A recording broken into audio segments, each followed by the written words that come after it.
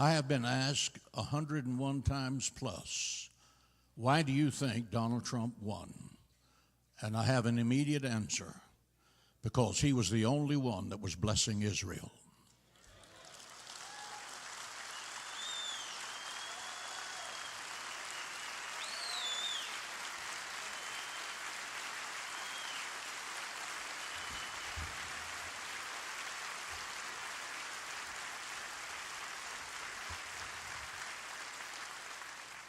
There were 3.3 million Christians United for Israel in our organization, waiting for one candidate to stand up and speak up. The evangelicals flooded the voting booths this time like at no time in our history.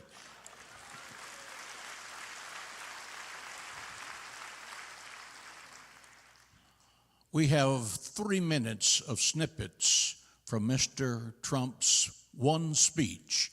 You certainly didn't get to see it on main TV because this is offensive to them, but it's pleasing to the Lord. Roll the tape. I speak to you today as a lifelong supporter and true friend of Israel. I'm a newcomer to politics, but not to backing the Jewish state. I came here to speak to you about where I stand on the future of American relations with our strategic ally, our unbreakable friendship, and our cultural brother, the only democracy in the Middle East, the State of Israel.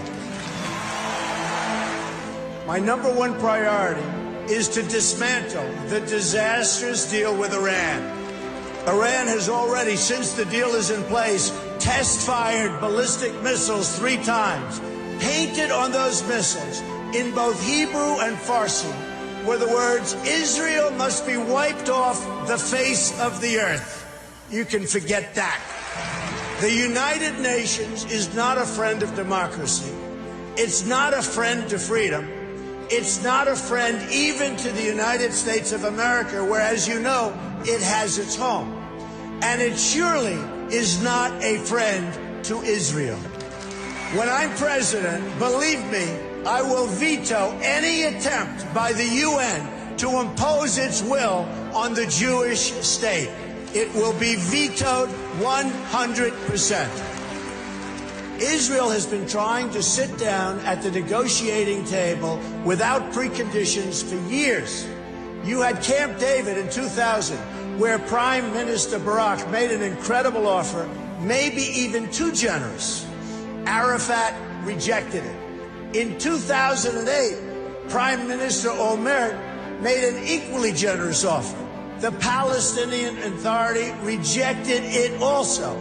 Then John Kerry tried to come up with a framework, and Abbas didn't even respond, not even to the Secretary of State of the United States of America. They didn't even respond.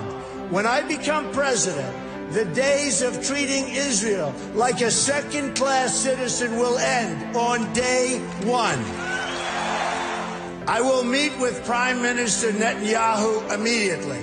I have known him for many years and will be able to work closely together to help bring stability and peace to Israel and to the entire region. Meanwhile, every single day you have rampant incitement and children being taught to hate Israel and to hate the Jews. It has to stop.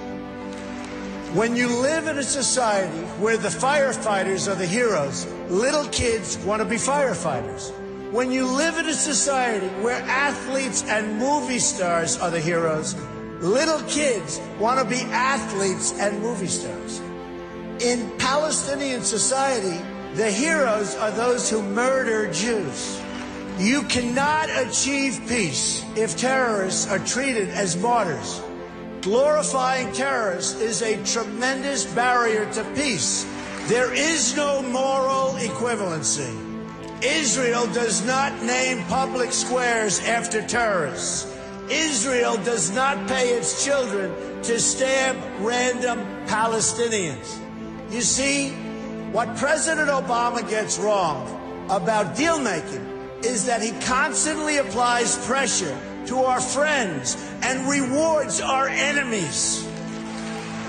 But when the United States stands with Israel, the chances of peace really rise, and rises exponentially. That's what will happen when Donald Trump is president of the United States. We will move the American embassy to the eternal capital of the Jewish people, Jerusalem. And we will send a clear signal that there is no daylight between America and our most reliable ally, the State of Israel. The Palestinians must come to the table knowing that the bond between the United States and Israel is absolutely, totally unbreakable. They must come to the table willing and able to stop the terror being committed on a daily basis against Israel. They must do that. And they must come to the table willing to accept that Israel is a Jewish state and it will forever exist as a Jewish state.